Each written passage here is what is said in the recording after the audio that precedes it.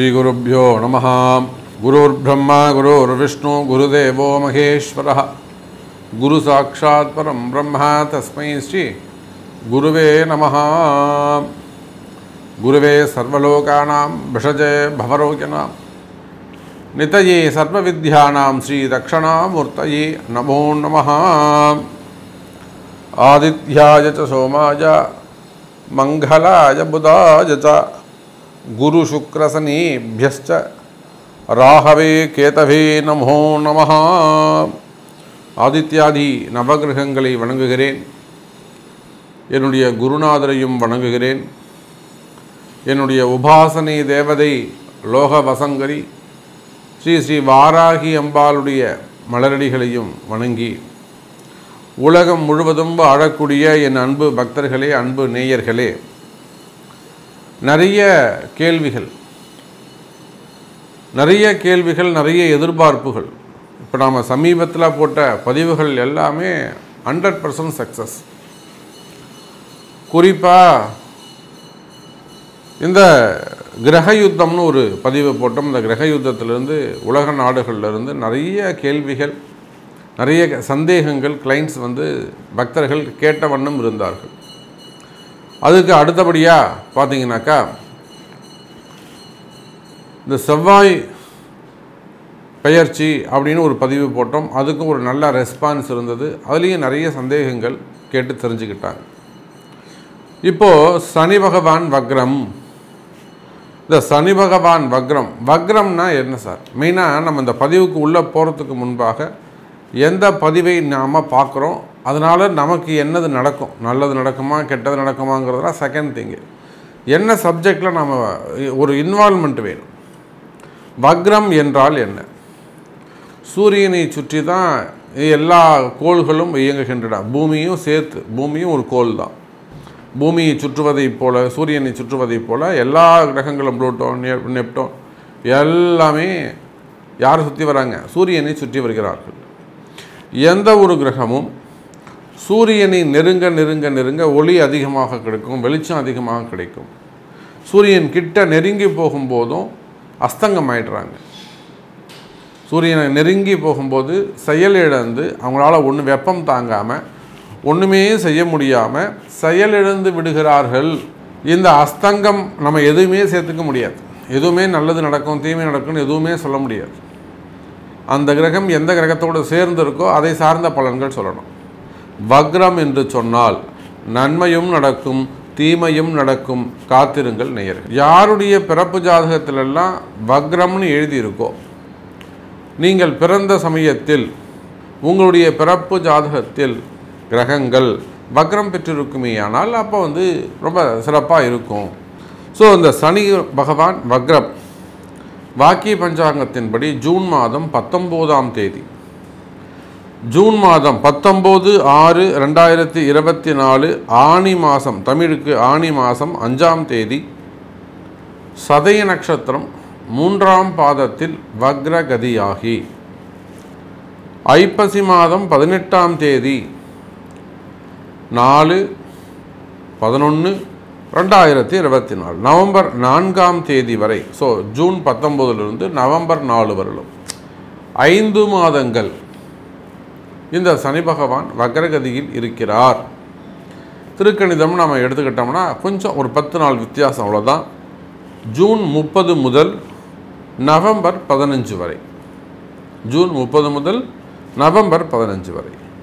மொத்தம் இந்த ஜூன் மாதம் 19-20 தேதியிலிருந்து நவம்பர் மாதம் 20 தேதி வரையிலும் சனி பகவான் வக்ரகதியில் இருக்கிறார். சரி, இப்போ நமக்கு நிறைய ஃபோன் கால்ஸ் நம்ம பார்க்குறோம். சனி பகவானால் மெயினாக தொழில் அமைப்புகள் எல்லாம் ரொம்ப பாதிக்கப்பட்டிருக்கு. தொழில் சிறப்பாக நடக்கலை, வருமானம் நின்று போச்சு, வருமானம் ஏற்படவே இல்லை, அப்படி இல்லைனாக்கா கடன் சுமைகள் ரொம்ப அதிகமாகிடுச்சு. இதெல்லாம் இந்த மாதிரி நிறைய பாதிக்கப்பட்டிருக்கக்கூடிய என் அன்பு பக்தர்களே, நல்ல ஒரு துவக்கமாக இந்த சனி வக்ரம் உங்களுக்கு அமையும். ரொம்ப ஒரு உதாரணத்துக்கு சொல்லணும்னு சொன்னாக்கா, ஒரு நல்ல பிஸ்னஸ் நடந்திருக்கலாம், பிஸ்னஸ் சிறப்பான முறையில் இருந்திருக்கலாம், அவங்களுக்கெல்லாம் திடீர்னு ஒரு மாற்றம், ஒரு நல்ல ஃபேமிலி நல்லபடியாக இருந்திருக்கலாம், ஜாபு நல்லா இருந்திருக்கலாம், ஃபேமிலி குடும்ப சிறப்பான முறையில் இருந்திருக்கலாம். ரிலேஷன்ஷிப் நல்ல பழக்க வழக்கங்கள் ரொம்ப அப்படி நெருங்கி பழகி இருந்திருப்பாங்க. அதே போல் நல்ல ஆரோக்கியம் இருந்திருக்கும், அதிர்ஷ்டங்கள் இருந்திருக்கும். இவையெல்லாம் திடீர்னு விலகி போனால் எப்படி இருக்கும்? திடீர்னு விலகிடுச்சா ரொம்ப அதிர்ச்சியாக போயிடும். ஸோ அந்த மாதிரியான பாதிப்புகள். அதே போல் திருமணம், வருமானம், பணம் எங்கேயா போய்ட்டு லாக் ஆகிடுறது, போச்சுனாக்கா வேலையில் கஷ்டம், திடீர் மாற்றங்கள், இதெல்லாம் இந்த வக்ரகதியால் நல்லதும் நடக்கும். அப்போ உங்களுடைய ஒவ்வொரு ராசிக்கும் எந்த மாதிரியான பலன் நடக்கப் போகுது, உங்களுக்கு என்ன நடக்கும் அப்படின்னு பார்த்துடலாம் பாருங்கள். மேஷராசி நேயர்களே, அப்போ மேஷராசி நேயர்களே, இந்த சனி பகவானுடைய வக்ரகாலம் உங்களுக்கு ஒரு பொற்காலமாக அமையப்போகுது. காரணம் என்னன்னு கேட்டிங்கனாக்கா, மேஷராசி அன்பர்களே உங்களுக்கு ஓரளவுக்கு நல்ல காலம் ஆரம்பம். நிறைய மேஷராசி அன்பர்களுக்கு கடந்த காலங்களில் பணங்காசு, செல்வாக்கு, அதிகாரம் எல்லாமே அவங்கள்ட்ட இருக்கும். ஒரு நல்ல பதவியில் இருக்கலாம், அதிகாரங்கள் கை நிறைய அதிகாரங்கள் இருக்கலாம், அல்லது தேவையான அளவுக்கு பணங்காசுகள் இருக்கலாம். ஆனால் கஷ்டத்தை மட்டும் அவங்க வேணான்னு சொல்லவே முடியாது. எவ்வளோ முயற்சி பண்ணுவாங்க, கஷ்டம் நான் போக மாட்டேன்னு அவங்கள்ட்ட உட்காந்துருக்கும். அப்படிலாம் சிறை தண்டனைகள் இருந்திருக்கும், அப்படி இல்லைனா என்கொயரிகள் இருந்திருக்கும், அப்படி இல்லைனா பிரிவுகள் இருந்திருக்கும். குடும்பத்தை விட்டு கொஞ்சம் பிரிஞ்சிருக்க வேண்டிய சூழ்நிலைகள் ஏற்பட்டு, இல்லைனா ஒரு அரசியல் தலைவராக இருந்தால் கட்சியை விட்டு விலகி இருக்க வேண்டிய சூழ்நிலை ஏற்படும். ஏதோ ஒரு பிரிவுகள் கடந்த காலங்களில் மேஷ ராசி அன்பர்களே, அது தொழிலாகட்டும், உங்களுடைய வியாபாரமாகட்டும், பிஸ்னஸ் ஆகட்டும், அல்லது ஒரு இடத்துல ஒர்க் பண்ணிக்கிறது, இன்னொரு இடத்துல சைடில் பிஸ்னஸ் பண்ணுறது, இல்லை இன்வெஸ்ட்மெண்ட் பண்ணுறது. அப்போ நீங்கள் எந்த தொழில் செய்பவராக இருந்தாலும், ஒரு தோட்டம் துறவு காடு வச்சு பிஸ்னஸ் பண்ணுறதா இருந்தாலும் சரிதான், விவசாயிகளாக இருந்தாலும் சரி, மேஷ ராசி அன்பர்களே தற்சமயம் கடந்த காலங்களில் உங்களுக்கு என்ன மாதிரியான கஷ்டங்கள் இருந்திருக்கும், இந்த சனியுடைய வக்ரம் உங்களுக்கு மிகப்பெரிய ஒரு பொற்காலமாக அமையப்போகுது. காரணம் என்னென்னா, கும்பத்தில் இருக்கக்கூடிய சனி பகவான் தன்னுடைய 3வது பார்வையாக மேஷ ராசியை பார்க்கிறார். சனி பார்க்கும் இடம் பாழாகும். இது நாள் வரையில் அங்கே கொஞ்சம் குரு இருந்ததால் ஓரளவுக்கு கொஞ்சம் சப்போர்ட் இருந்தது. இப்போது சனி பகவான் விலகியதால் வெறும் சனி மட்டுமே, தனித்த சனி பகவான் நீச்ச வீட்டை பார்க்கிறார். மேஷத்தில் சனி நீச். அந்த காரணத்தினால ஜனவரி 2024 முதல் படிப்படியாக மேஷ ராசி அன்பர்களுக்கு பலவிதமான சிரமங்கள், பலவிதமான கஷ்டங்கள் ஏற்பட்டிருக்கும். ஒருவேளை உங்களுக்கு நல்ல தசாபுத்திகள் கொஞ்சம் இருந்ததுனாக்கா கொஞ்சம் டெவலப்மெண்ட் இருந்தது. அப்போ பாதிக்கப்பட்டிருக்கக்கூடிய மேஷ ராசி அன்பர்களே, இந்த சனி பகவானுடைய வக்ரம், சனி பின்னோக்கி செல்கின்ற காரணத்தினாலும், சனி ஏற்கனவே இருள் கிரகம்தான், ஏற்கனவே சனி பகவான் இருட்டு கிரகம், வெளிச்சம் இல்லாத கிரகம், அது இன்னும் விலகி போகும்போது சனி பகவான் அங்கே செயலிழந்து விடுவார். அப்போ அவங்களுடைய கர்ம கணக்குகள் எல்லாம் தடைப்படும். நிறைய மேஷராசி என்பர்கள் பண கஷ்டங்கள், பண மோசடிகளில் பாதிக்கப்பட்டிருக்கிறார்கள். இன்னும் சொல்லப்போனால் சனி வக்ரம் அடையக்கூடிய இந்த காலகட்டங்களிலே நிறைய அந்த செய்வினை கோளாறுகள் சம்பந்தமான பயங்கள் ஏற்படும்.